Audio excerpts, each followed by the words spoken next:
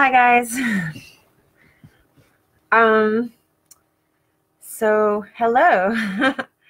I just want to thank everybody who tuned in with me last night for the first episode of reading my book, The Oat Project, um, out loud to you online. It was a little bit of a freaky experience. I've just been working so hard for the past couple of years internally and not put anything out there really, and been kind of just hanging out at home a lot and doing sort of heavy inner lifting. Hi everybody. That's yeah, doing something new is feeling very crazy, but very good. So if you are joining me and you don't know what this is, and you're just here to see my work hair, I am reading my book, The Oat Project, How I Faced My Fear and Came of Age in One Wild Summer. I'm reading it out loud here and then rebroadcasting it on the Church of Wild YouTube channel. And I'm reading for a half an hour at least every night at 7:30-ish. I had to get my hot cocoa. And until we're done. So we're going to be here till we're done. So I hope, and thank you, Kelly. Have a good night. So I hope you're enjoying it. I had somebody who watched last night ask me about what is the Church of Wild. And so I explained a little bit of it on a blog post, which I will put in the description or the comments at some point, but it's at janaejackson.com. There are a couple of the most recent blogs there talk about it. And basically, I have somebody who has been interested in a workbook for my memoir for a long time, and I haven't felt ready or expert enough to write it. And so until pretty recently, the last couple of months. So I'm ready to go. And this idea of the Church of Wild, to me, the foundation of it is this thing that I call Liwi, Liwi, and you'll hear more about that later. Life is worth itself is what it stands for. And that's the core of the workbook, like how to integrate the wild into our everyday lives. So I'm working on that. But reading, and when I went to work on the workbook, it's based on this book. And it just blew me away that I had actually done this book. I was so afraid and so depressed and anxious, and I'm just kind of shocked still that I actually finished it. And so I just wanted to face it one last time and wanted to do it for myself on camera, kind of, but also for people who hopefully you get something out of my journey, even if it's just like making yourself feel better that you're not as afraid as I was. So this was me in 2007. I can see the picture on my wall in the background, and it's driving me crazy. Hang on. It looks crooked. Is that better? Yeah. Okay. I'm OCD enough just to be interesting. Anyway, so yeah, I just wanted to read it online and see who this person in 2007 was. And I have a lot of compassion for her now. And so we're just going to go. I read chapter 1 and the prologue, I read the full prologue last night. It is on the Facebook page, on my Facebook page, and it's on the Church of Wild YouTube channel. So if you don't want to listen to this one until you've read or listened to the first one, watch the first one, then adios. But if you want to go along with chapter 1, I'm just going to jump right in, and I think I'm going to read about half an hour. It depends on how far into the chapter I get. There are about 30 chapters, so I mean, we're going to be here, a month, for at least a month. So eventually there will be a playlist on YouTube that you can just listen to it if you'd like, and in order. So look for that. I guess that'll start tomorrow once I upload this video to there. So there's more to say, but I'd like to just get right into the reading, if you wouldn't mind. Except that I thought of one more thing. If you have any questions about kind of just general questions about what I'm reading or the book itself or whatever, I will definitely try to get back with you when when on here on Facebook. Feel free to talk underneath this and discuss amongst yourselves in the comments area. I'm probably not going to respond a whole lot while I'm reading because I'd like it to be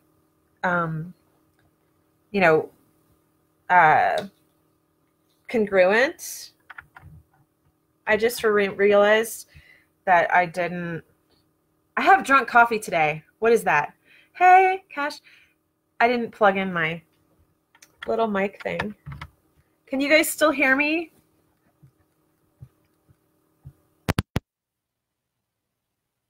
Okay. I have that face. That face that everybody has when they're looking at the computer. Hey, Kesh, can you hear me all right? Is my mic working? Type. Okay. Thank you. All right.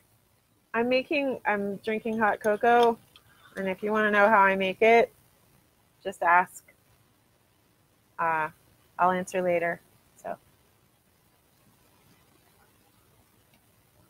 try not to have a mustache. Okay. The Oat Project. Move that. So again, we did the prologue last night. So we are on chapter 1.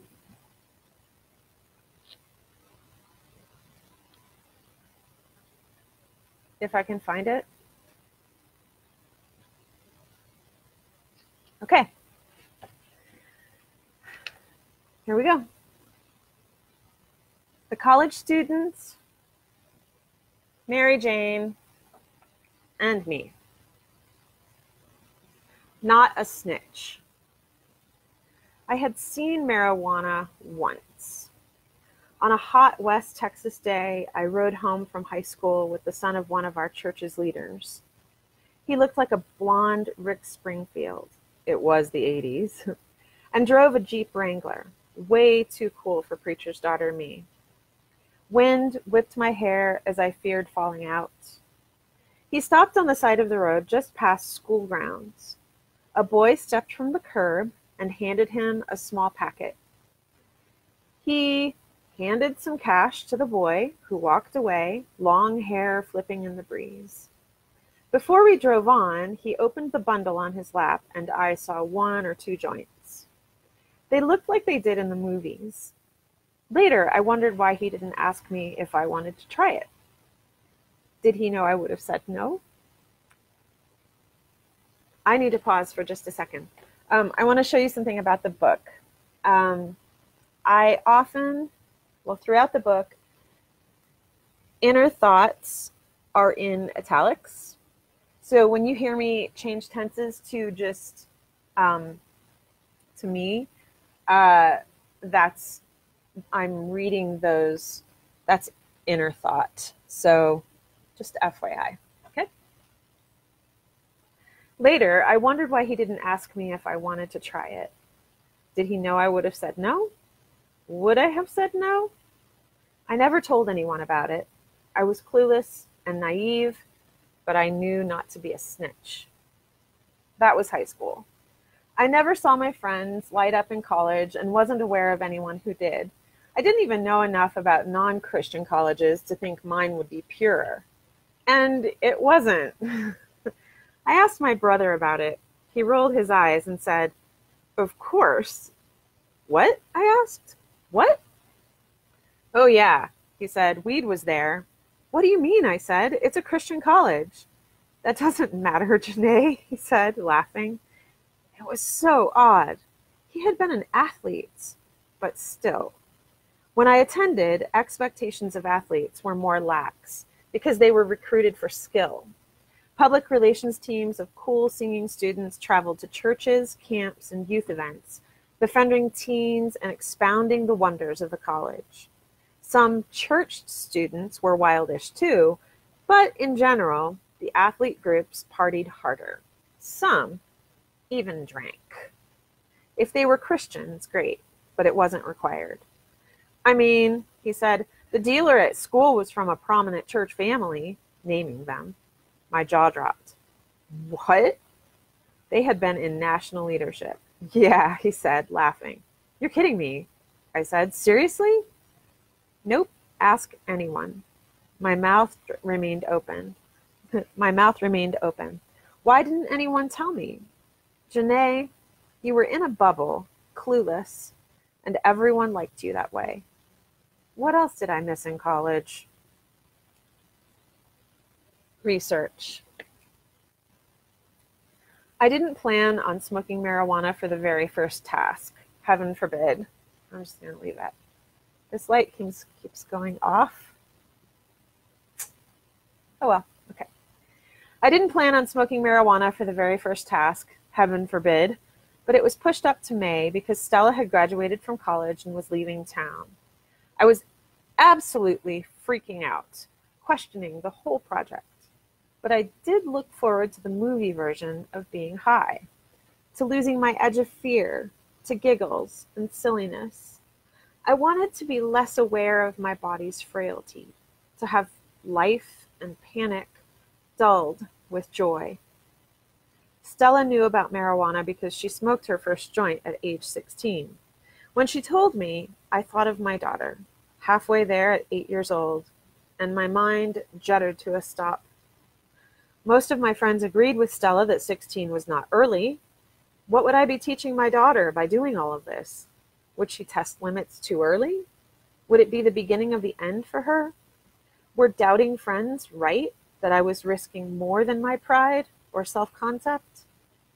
Yes, I intended the book for adults, but what if I were tacitly giving my children permission to do these things? What would I do when they wanted to experiment? Would trying these things help me know how to handle it when that time came? I felt completely unprepared. I thought asking for advice on how to get high from friends would help. But, oh my God, it did not. Everyone answered differently. Jill, definitely brownies. Yum. You could make your famous chocolate oat cakes so they'd be healthy too. January, don't do brownies, no matter how good it sounds. You can't regulate how much you eat and could get way too much. I did that once. Ouch. Aaron, a joint. Classic. Simple. Though you might not like the smoke. You have asthma? Then no. Bill, a bowl or a bong. Water softens the smoke's effects on your lungs. His eyes became distant. I always did like a bong. Then I asked Simone. She started out slow. Well, you have all the normal ways, like joints, pipe, bong, or you could smoke it out of a soda can, or an orange, or apple, or take knife hits, ghetto. Although, she shrugged, you need hash to do knife hits. Hash? I was suddenly in awe of this conversation. It's an extract of pot, gummy, oily, sticky, tar-like. You put it on the end of a cigarette and smoke both. She laughed. I can't believe I know this stuff. Because she's from California? Does everyone there know this stuff? She sped up. You can make brownies, though the cooking kicks a lot of pot's potency, and it's kind of crunchy, not a good texture. Of course, there are gourmet cooks who make pot butter. You simmer pot in butter so it soaks up all the THC, the chemical that makes pot, you see. But if you put it in the wrong stuff or use it the wrong way, it's just got a nasty, fishy, plasticky, super chemical aftertaste, like really cheap chocolate cake. Gross, foul. Oh, God, plain pot tastes crunchy and bizarre. She took a breath finally and went back to work after waving her hand at me. But you'll be fine, honey, whatever you do. My mind floundered. Do I know nothing if I know nothing about pots? How am I to decide this? I hadn't Googled anything. Hadn't researched how it might affect my low blood sugared, low blood pressured body differently. There are different kinds. Where do I even get pots? What kind should I get? Apples? Let me worry about that, Janae, Stella said when I asked her. I'm getting you some great, high-quality pot. Horrid outcomes flitted through my mind. There's bad pots? Are we going to smoke a joint? I asked, feeling those words actually exit my mouth. No, dear, she said, not containing her laughter. Water bong for us. It's the best way. I was so glad she knew, and that I trusted her. I marveled at having a good friend who knew all about pot. So weird. Catalyst. I had met Stella because she babysat my children when I went back to school. We became friends, and by the time of the project, she was like a part of our family. She still is, years later. One morning in the winter of 2006, she mentioned she had spent 3 hours phoning friends and faculty to apologize for what she had said at a college party the night before. My heart raced as I imagined her whole life crumbling. I asked her what happened, and she said she had gotten smashingly drunk, offending some of them. I was worried for her, but intrigued by the matter-of-fact tone of her voice. How would she handle it? Was she scared? Talk about confrontation. In my church world, anyone who made that big a mistake wouldn't have needed to apologize. Their ass, though we would not have said ass, would have been kicked out of the church at the very next board meeting. If they were in leadership, their career would be blown, destroyed by one bad judgment. It seemed different outside the church. What if the mighty and righteous fall so hard because they've never gone through a similar experience? What if our ability to handle life and failure grows only when we've had to pick ourselves up off the floor onto which we plastered ourselves? Is my fear of failure so intense because I haven't failed enough? Growing up in the fishbowl of a pastor's family taught me to avoid, like the plague, situations where I might, quote, fall into sin. But that attitude so easily becomes a habit, an entire culture of never risking, not only in the church, the deification of risk avoidance. We were taught to stay at the base of the tree instead of heading to the top, where it's shaky and thin-branched, but the only place we can see for miles. I don't want to fail at everything I do, but I'd rather fail than be afraid. I'm just going to take for a second. Hi, guys.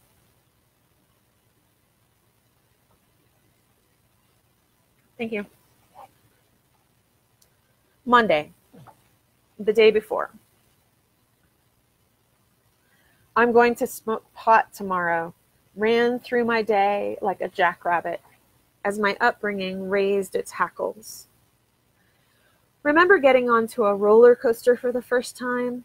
When you knew that one step, literally, not metaphorically, mattered? I could see consequences unrolling like a carpet. One step. Nothing had felt this scary since becoming pregnant. I knew that if I did drugs, I would never be the same. It was the worst of forbiddens. Drinking, dancing, drugs. Harangued in America's churches weekly. Even knowing how hypocritical this was, why didn't they ever preach against the equal perils of white flour, sugar, and coffee addictions? Did not alleviate my fear. Pounding in my head, don't do it. It will ruin your life. Been there, done that. I expected Kate and another writer friend to be excited when I decided to make a book from this project. After all, I was planning on losing control like she'd said I should. Instead, she said, "How can you think you'll find deeper meaning in doing this stuff? And why would I want to do any of it with you? I mean, sure, get a massage or something, but I stopped clubbing a long time ago." Her response was a gut punch. "I just want to know what these things feel like," I said. "It's different to read or hear about it than to experience it." I'd known her for over 7 years. She was open-minded and had always given me encouraging, tough feedback on writing and life.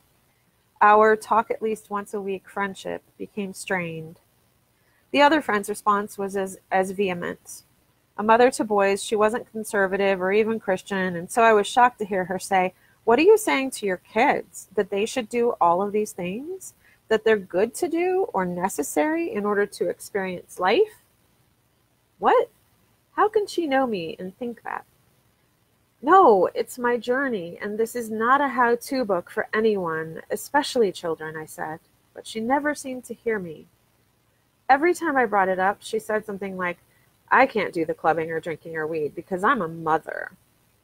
She said she wasn't judging me, but her tone said otherwise. I wanted to scream, "I'm a mom too, and I know many mothers who do things you think aren't motherly, and your middle schooler probably knows more about much of this than I do." But I didn't. I just avoided her. 2 more friendships on the rocks before I've done even one wild thing. Drugs, here I come. Report. Pot can't kill you. As I made chocolate oat cupcakes, wheat, dairy, egg, and nut-free, for Percy's last day of school, I recalled Stella's story of her friend's first time. She ate too many marijuana brownies and ended up on the bathroom floor, shaking, crying, rocking, hugging her core, saying, "I see bad things. I see very, very bad things." Cocoa dissolved into the flour, oil, milk, and vanilla, darkening it to chocolate. My hands shook as I poured the batter into the cupcake papers. Brownie Girl and movie stoners reeled through my mind as I did laundry, cooked, and picked up my children from school. What will it be like? Will I die? At 4:30, Jack dropped me off at Stella's apartment, grinning. Parentheses. Back then, I thought he was smirking. Now, I wonder if he smiled because he was nervous for me. Had he known more than I? End parentheses.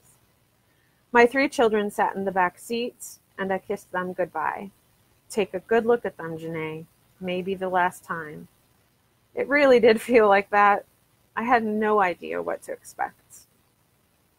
Stella and I stepped over students crowding the living room floor, many of them raising their eyebrows and grinning up at me. They all know why I'm here. I don't need marijuana to be paranoid. I tried to smile, only half my mouth managing it, the other half biting my lip. Are they all high? In the kitchen, Stella grabbed a blue glass, silver, skull-encrusted... I'm going to do that part over. In the kitchen, Stella grabbed a blue glass, silver skull-encrusted water bong, drip-drying next to plates and mugs, like it's a dish. She tried to pack ice into the top chamber, but it kept dropping into the lower part. I need bigger pieces of ice. I borrowed this bong, so I'm not used to its wider mouth. She's done this before? I wondered why it needed ice, but her frustration and my fear squashed questions as we headed up to Stella's room at the top of the house. I was surprised we didn't go back down to the living room. I wondered if she didn't want to be embarrassed by me. I thought we'd share smoking with a bunch of other people, like in the movies. She held up a baggie of what looked like herbs. It dried out a little because I got it last week, but it's high-quality stuff. I suddenly remembered the boy in 7th grade in Ohio who got in trouble for selling pot on the bus. It was the first time I heard marijuana. It was oregano. I wonder where that boy is now. Such marvelous cheek. Stella sat in a chair, and I plopped down on the futon. Late afternoon sunlight shone in through her window. I relaxed a little, breathing deeply. She shook the baggie and pulled out a quarter-sized wad. She pushed it into the depression at the bottom of the bong, the bowl, as she called it, lit it, and inhaled. Ah, that's good, she said. Doesn't look too hard, I thought. She told me to hold the bong between my legs. I wondered if regular smokers made sex jokes about holding it like this, but I was concentrating too hard to kid around. I had to sit on the edge of the futon to hold it at the right angle without dropping it. I imagined this moment as much more relaxed. I tried to light the pot in the bowl, but burned my fingers, unused to a lighter. I tried again, burning my thumb. Stella left to find another lighter, and I slouched back. What on earth am I doing here? It was at this point that I turned something off inside myself. This is wrong. You're doing drugs, for crying out loud. You're going to go to hell and jail and hell. This is illegal. The clamoring remained, but now it was on the other side of a door I didn't close until that moment. Stella handed me another lighter. I tried again. I lit the pot. Imitating her, I inhaled. Nothing. Pull it out, Janae! Pull it out! Pull out what? I yelled, watching the bong fill with smoke, wondering how to get it out of there. The plug! The bowl! The whole thing! Pull it out, Janae! Oh, I said. I inhaled and tried to hold it in, just like in yoga, breathing deeply into the top of my lungs, and coughed, hacking for a full minute. It tasted horrible, like molasses that had gone bad. Will this give me an asthma attack? What do you think? Can you feel it? She said. She looked very excited for me, but I felt nothing. When does the happy come? Stella took a hit. She handed it to me after setting up one for me, and I forgot to take out the plug again. Pull out the plug! You've got tons in there! I inhaled the smoke and didn't cough that time. Now do you feel it? I didn't. Crud, maybe I'm doing something wrong. She said to go ahead and finish up the smoke in the bong. I took a third hit. Stella did another and said we needed to go. Stella did another and said we needed to go to make it to the movie in time. It's incredible to be in public when you're high, Janae. It changes everything. Why don't you finish up that hit, then we'll leave. I inhaled again. I suddenly realized that the only reason anyone let President Clinton get away with saying, quote, I didn't inhale, was because of the crackdown on pot. Those who let him off either didn't know what he was talking about because they'd never smoked, or they wanted to stick it to those who were against it. I walked across the room and felt nothing until I was going down the stairs. Tingling started at my scalp. The feeling in my legs faded step by step, and familiar waves of black, prickly panic, head to foot and back, began. The stairs opened onto the kitchen. I was trying to be fine, but was getting scared. How much pot will kill me? What if I did too much? I didn't ask Stella if something was wrong because I had to be cool about it in front of her friends, a guy and girl fixing dinner. They smiled at me as though they knew what I'd done. At least, that's how it seemed. The cute guy grinned, saying, good job. Parentheses, I wonder now if he was cute, or if I thought so because of the weed in my brain. I breathed deep yogic breaths again. I could feel where each hair attached to my skin. At the car, my question burst out before the doors closed. So, um, how much do you have to smoke before it kills you? Stella laughed. Pot can't kill you, Janae. But how much would it take? Maybe I took too much and that's why I can't feel my legs. It's not a matter of amount. It just can't kill you. So what I just did, you did a lot for your first time, but it literally can't kill you. Ever. No one has ever died from pot. Ever. I heard the amusement in her voice. Okay. But what if my brain metabolizes it differently? What if it behaves strangely in my body and triggers something worse, like a heart attack or cancer? I kept breathing, concentrating on feeling my chest move in and out. At the movie theater, I felt so absolutely foolish, like I had become a cliche. I was sure the gal behind the counter could smell the smoke on my breath. She looked at me like she knew I had a husband and kids and a career and just smoked from a water bong with metallic skulls all over it. We forgot to bring cash. Then, after getting it, I forgot to buy my ticket. I giggled. We watched a French romantic comedy. Is it normal that I don't remember the title? I found it difficult to focus on the subtitles, like trying to see through water, enduring wave after wave of panic. My blood sugar was low and I needed to eat, but that shivery panic kept coming. Stella said it helped to eat, so that afternoon I had packed 4 chocolate cupcakes, nuts, chips, and a Chocolove extra strong dark chocolate bar into my purse. My esophageal sphincter spasms, so I eat very slowly, chew 1,000,000 times a day, and usually eat alone. Stress makes it worse. What if I try to eat and my throat closes up? It took 2/3 of the movie for me to get up the guts to eat. Like smoking marijuana for the first time. I must try. The cupcakes, then nuts, then more finally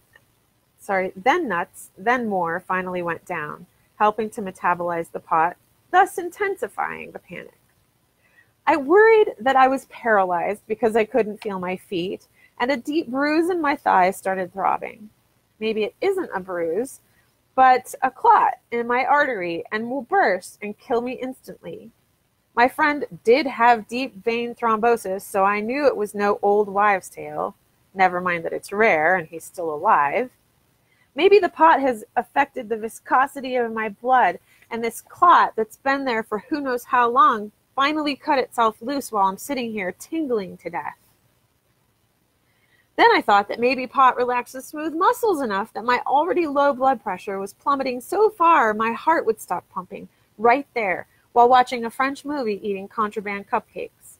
I shivered too because I held a cold Izzy soda in the crook of my leg. I couldn't feel the bottle and was afraid to move. What if this is proof that I really am paralyzed? What if some fluke and my nervous system finally reacts fatally with pot?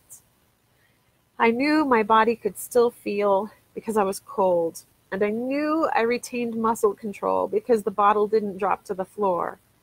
But what if I've missed something? Deep breath, Janae. Breathe. We watched a marriage fall apart on screen. The famous opera singer husband wanted to create a new career, reaching out to lower income fans. His wife, enamored of the celebrity life, disdained his decision and heart. Why does this make me feel uncomfortable? She wrote him a letter goodbye.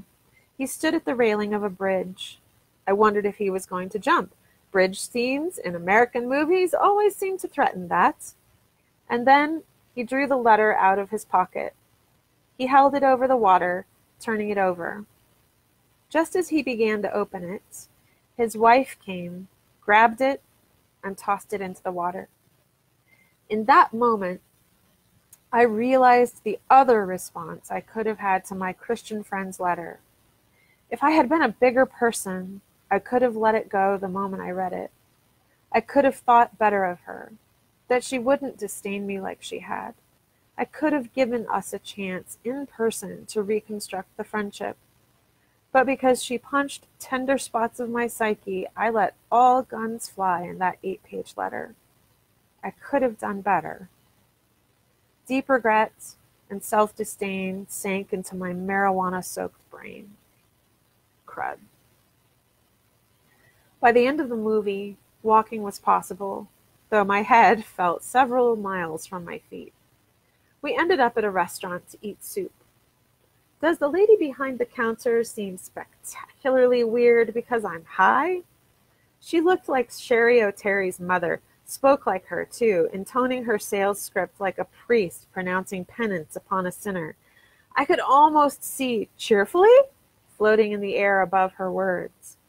But she was so adorably pathetic that even in the midst of my weed giggling, I couldn't make fun of her.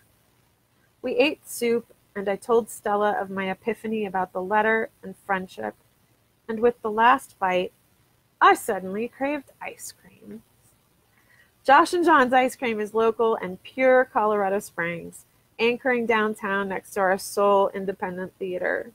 Their punch card gives extra credit the colder the weather, and if you go in when it's snowing, you earn a free scoop immediately. It was bright and disconcerting after the dim restaurant and dark theater. I scarfed my favorite, cinnamon chocolate. Stella saw friends, and as we shook hands, they seemed outlined in light. I could see the irises of the mom's eyes, gold spikes shooting into blue around that black hole. I was meant to meet these people. I have no idea who they were. I kept looking for Jack to pull up outside, and then our children burst through the front door. I didn't think about feeling this way around them. They danced around the chairs, happy to see me, happy to eat ice cream. My daughter skipped to I'm going to say that one last time. My daughter skipped to the car. I wanted high to feel like that. At home, about midnight, the cravings kicked in. I cut open Barbara's baked cheddar cheese puffs and Newman's own chocolate chip cookies. Puff after puff and cookie after cookie dissolved in my mouth. I was exhausted, but wired. I watched a movie, started another, realized I should eat the Newman's Own peanut butter cups. So I did, drinking coconut juice and playing Mahjong solitaire. Just after dropping off to sleep at 1 a.m., the baby woke. I nursed him and went back to sleep. I did not remember my dreams.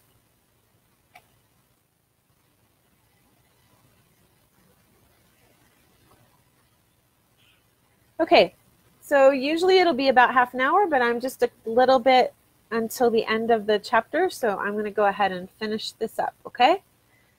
If you're joining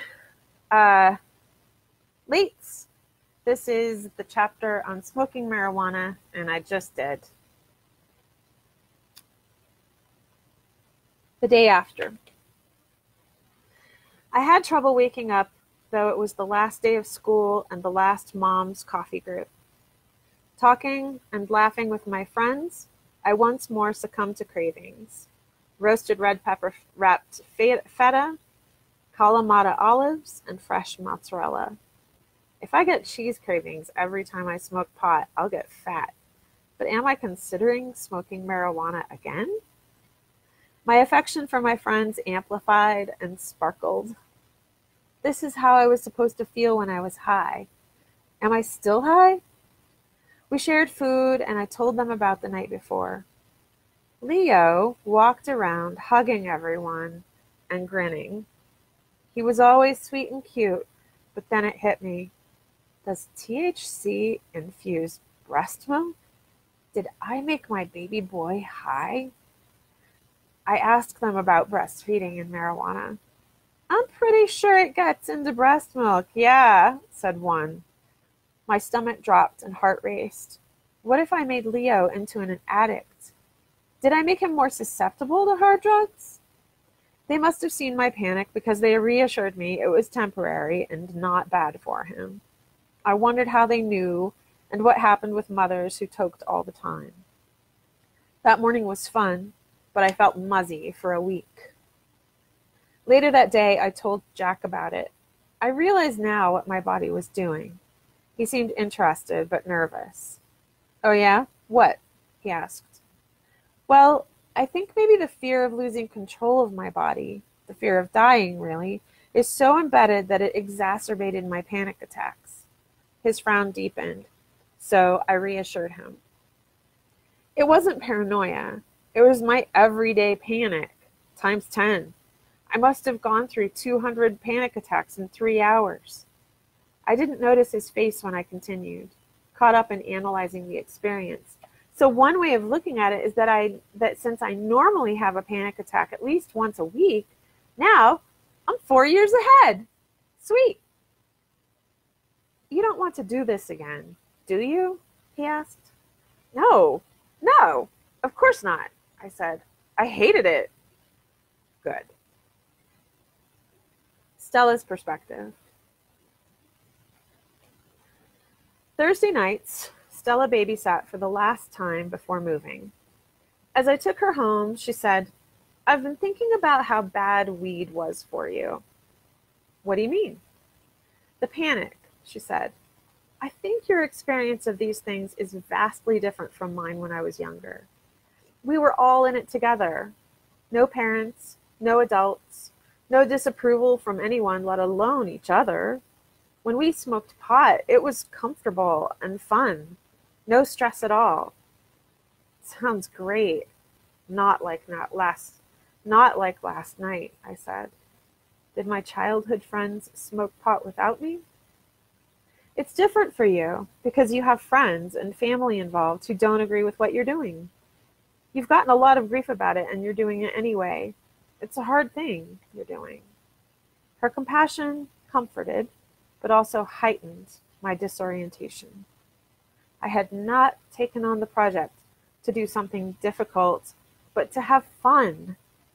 That she felt compassion meant I was as other as I felt, because of my life up until then, because of church, because of my fear of risk. I had never thought of myself as lacking or broken or wounded, but like the cycle of sun and rain slowly opens the tightest crack, my mind began to see it. Journal. 4 of them.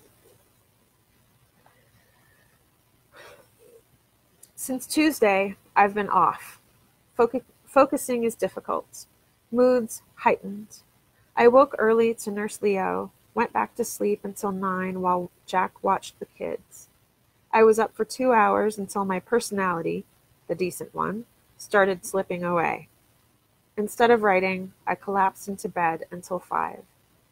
Today, when I woke feeling alive again, I told Jack, "I hate this. I never want to do that again. I hate feeling out of control of my body." He smiled. Journal. After smoking marijuana, I do not feel ready to attempt this project. How the hell am I going to manage all these tasks and Pikes Peak writer stuff, freelance proofreading, and mothering my 3 young children? I'm not scared of the time commitment, but it is daunting. Journal. I was always the smart but dippy girl. I don't get jokes. I fake laugh and tell them like a 6-year-old blowing the punchline.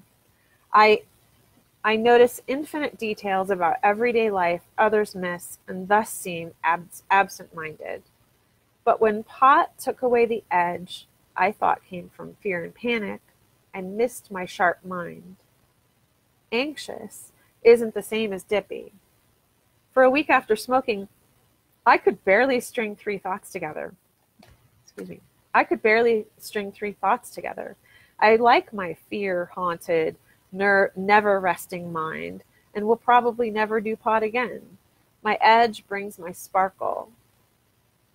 I was surprised to find, too, that many friends who've smoked pot also hated it. Not everyone. People with my hang-ups or history smokes, or drinks, or inhales. I must jump feet first into sowing these wild oats. Thinking I can control everything is a fallacy, and the fear is part of it. Going in blind is bringing its own lessons. Journal. In The Botany of Desire by Michael Pollan, I read that our brain has receptors called cannabinoids. They provide short-term memory loss so we can function knowing our mortality without going insane. Death walks arm in arm with all of us, but properly functioning cannabinoids make it bearable. Thing is, the way my mind works all the time is what Pollan describes as unbearable. I am always dealing with mega input. In the present, so much, it hurts. Maybe my cannabinoids malfunction, and that's why I have panic attacks. Death is like a hair shirt for me. Stella said my everyday speech and insight sound like her on weed. Is this why I panic? I'll have to continue switching off the part judging myself for even considering doing drugs. What on earth am I thinking? Is this whole project really only silly fluff? Bedtime. In the autumn, right after the project, I went to a girls' party at Erin's house. She was the only one there I knew well. I sat on the couch, feeling out of place. A mom from my kids' school plopped down next to me. At school, in our first conversation, she had asked me to make my daughter stop chasing her son. She had always intimidated me. Her perfectly straight brown hair, fair skin, and upright stance seemed conservative. Of the church, maybe. She asked me how I was, how the kids were, what I was doing. I took a deep internal breath and told her about my project, expecting disdain and disapproval. I ended with saying that the first thing I'd done was to smoke marijuana. She waved her hand as if it was no big deal, laughing, saying, "Yeah, a little weed sure does make bedtime a lot easier." I was shocked. She smokes marijuana? That moment cemented our friendship, since built through our children and her affectionate, practical nature. Parentheses. My relationship with marijuana hasn't changed. Yes, I've tried it a few times, but it doesn't seem to agree with my body. With low blood pressure by the time I'm feeling high, others have peaked and are heading for sleep. I ate one bite of pot-infused chocolate once and hallucinated, petrified I'd die, watching as every time my friend turned his head in the light, his face flickered through ages 17 to 85. Since then, I've learned a lot about marijuana from selling advertising for our local alternative news weekly to my clients when medical marijuana dispensaries became legal in Colorado. Reactions depend on the strain, and it can help with disease and anxiety. Many more friends than I realized smoke weed regularly. I thought Stella was the only one. Though my social groups are of the liberal, artsy-fartsy sorts, even my most conservative friends smoke, and now recreational weed's legal here. Did smoking marijuana change my life? No. And yes. So that's the end of chapter 1, in which I smoked marijuana. I didn't cry tonight. Thank you for being with me this whole time. And if anyone could comment and just help me decide whether or not to read a full chapter tomorrow night or to keep it to half an hour and split up the chapter. I might create a poll on Facebook for this, but I would really appreciate your feedback, whether you like hearing a full chapter or would like to hear just half. Tomorrow night will be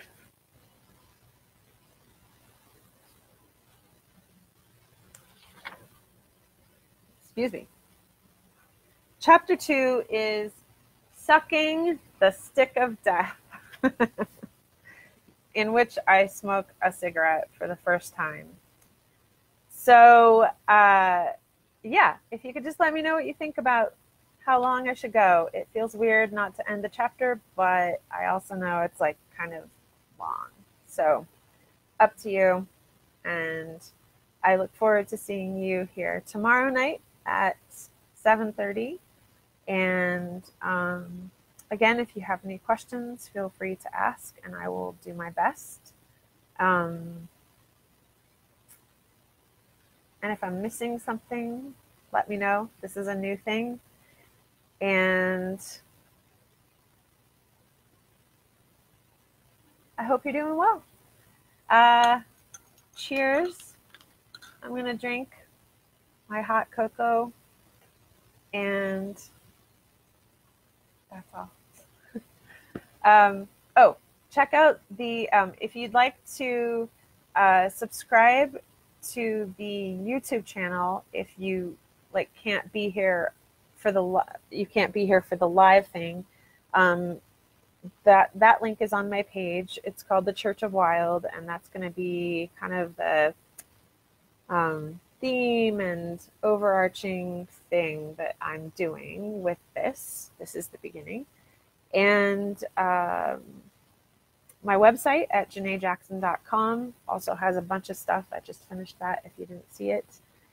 And we'll just see you again tomorrow night. Bye. Sleep well.